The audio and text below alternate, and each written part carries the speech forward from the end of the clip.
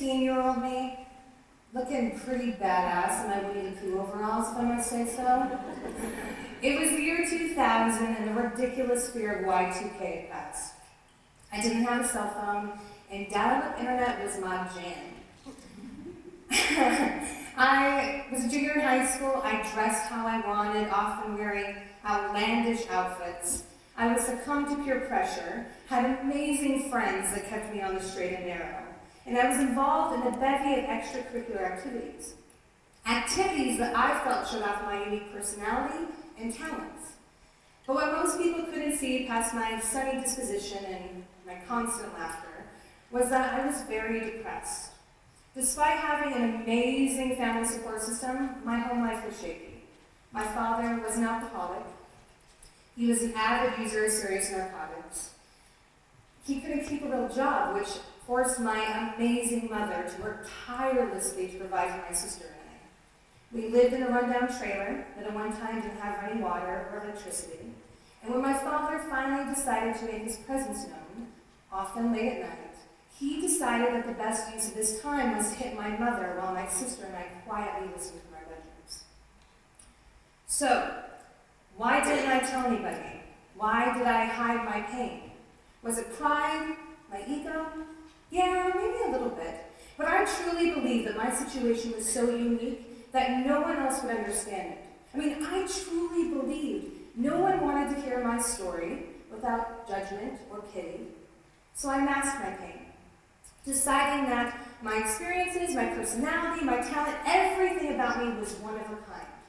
I mean, I truly believed I was the only one like me in the entire world. So I became secretive. I decided that I would hide parts of myself, not really connecting with others on the deepest of levels, and not realizing that nobody, not even me, is ever truly unique. Snowflakes, although previously thought to be each unique and special, now are categorized in 35 different shapes. There are 16 different personality types. Well, according to DoSomething.org, 91% of women are unhappy with their bodies, as are 40% of men. There are 7 billion people plus in the world, and over 70 to 95% of them are right-handed. Scientists are even discovering that the traits that they thought were so unique to human beings are actually traits that are shared among many in the animal kingdom, including emotions, morality, and culture. And 40 million American adults, just like me, grew up living with domestic violence. So the moment adult me came crashing back into 16-year-old me happened in late 2015. I saw a posting asking for writers to submit their stories to Hearst, and they were specifically looking for stories about miscarriages. Now, I knew that I had a story to tell. I knew that my miscarriages that I endured years ago changed me and they changed my marriage. But I really wasn't sure I was ready to tell people, to share that experience, and let alone admit it to myself what it actually made me feel inside. So, I sat down at my computer, I spent a few minutes staring at the screen, writing basic surface emotions about things. I wrote, sucked, it happens, blah, blah, blah, blah. But then I thought, if I'm going to share my experiences, I need to be open. Not only with others, but to myself. I needed to be humble about my experiences and talk about everything. The embarrassing thoughts I had, the thoughts I didn't really think I wanted to share with other people, and you all know what I'm talking about. You think these ridiculous things, and you're like, oh, that's stupid, I don't want to tell anybody. I knew I needed to talk about it, which, again, I've never done before. So, hours later, I finally wrote a perfect draft, and I thought it was a very great personal account of my experience. And so I submitted it. I didn't think much more about it. I thought, whatever, it's done. I feel really good, it's cathartic, I released my pain. And then 24 hours later, I heard back from Hearst. Not only did they read my article, which I was shocked about, but they were interested in publishing it online through Good Housekeeping. Now, I tell you, I was super excited, I was ecstatic, I did this jump dance thing. I'm not going to do it for you today. It's really embarrassing. And then I remember thinking, oh is going to know. See, I never truly divulged my experience with anyone, let alone the people even closest to me. And now I thought, the whole world is going to know. Because there was my story, for the world to critique, to know. I mean, there was my heart, uncovered, bare for everyone, and I truly felt naked. That was my first lesson in humility. As the article began circulating online and throughout social media, something really incredible happened, though. I began to receive emails and messages from people all over the world that were sharing their story with me. They had similar experiences like me. I mean, changes in their marriage and themselves. And I realized, okay, maybe I'm not alone. Maybe my situation, my experience is not so unique after all. And that was my first lesson in humanity. The best part about sharing my experience and my story with everyone was that they felt compelled to share theirs.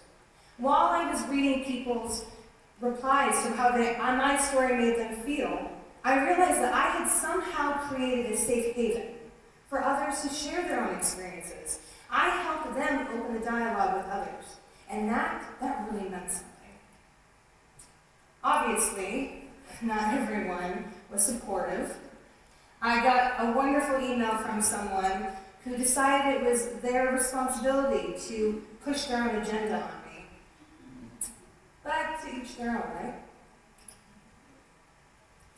Obviously, not everyone has a story to share, or feel like they should, but you do. Many will feel like they don't want to hear your story, it's unimportant, but I promise you there are people out there that it will resonate with. Days after the article was published, I realized that my greatest potential would come from me being open, embracing that insecurity, my doubts, my fears, my experiences with others, and so that's what I continue to do. My second article, I Hate My Teeth, was published in Cosmopolitan.com. And again, I wrote about how I hated my teeth. I was really mad one day and I just wrote this rant, and they decided to publish it. Again, humility. And for some of you, you might think, that's so silly, like why do you hate your teeth? Well, unlike many, I didn't have the opportunity to have braces. And it's always been like something that causes a lot of anxiety and insecurity within myself. And I'm an actor. If you know anything about actors, you have to look perfect. And so I constantly hear all the time, you're really good, you really should fix your teeth. Again, just like my miscarriage article, which I was so surprised when this happened, I was receiving, again, many messages and emails and stories from people who were thankful that I actually talked about this. And again, I was elated. I thought, wow, I really am not alone. I can't believe this. And after that, I didn't stop. I decided to share everything. No topic was off limits. I dug deep within myself because I no longer saw my experiences as unique events. I saw them as bridges and roads that led to other communities of people. And people that felt they too had a story to share. People that felt they were connected finally and tired of feeling alone.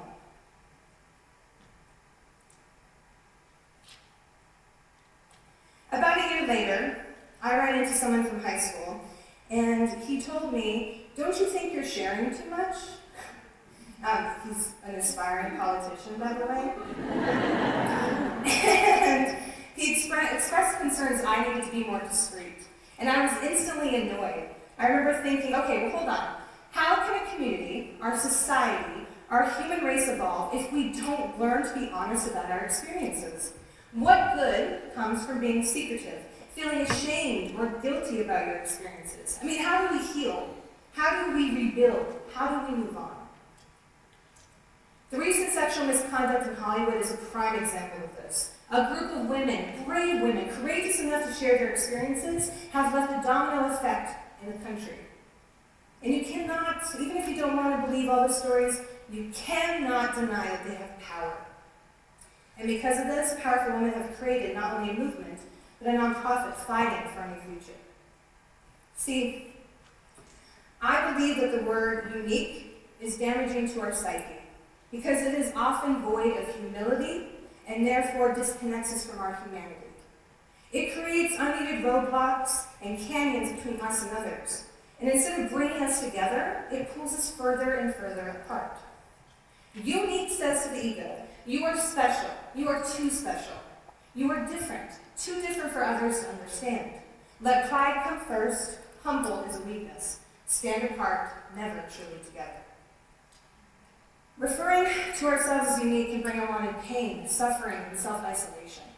Choosing the word unique to describe myself not only secluded me from my peers, but from myself. The real me, the me hiding behind a stupid word, which, again, we shouldn't give so much meaning to. But when we open ourselves to vulnerability, to accept humility as a source of power, we connect to our humanity. We connect to those around us, and that's how we truly evolve, physically, spiritually, emotionally. So, today, I've given you a short introduction of who I am. 33-year-old me who hopefully has a better fashion sense, and I wear my Winnie the Pooh overalls. I'm still giggly, I talk a lot, but I'm not afraid of my layers, and that's what I really want to share with you. I want you all to be brave today. Share your stories. Embrace your humility. Be humble. Be thankful for your experiences as they bring you closer and closer to others and your deepest self. Your experience is no greater or better than anyone else's, I'm sorry. And by doing so, we collectively connect to one another. Our humanness, our compassion, our empathy. So, I want you to all remember this. Expand your humanity, evolving into a much more involved and connected society, and hopefully a new future. Let this be your mantra today. After we're out, have conversations with people. Share your stories. Thank you.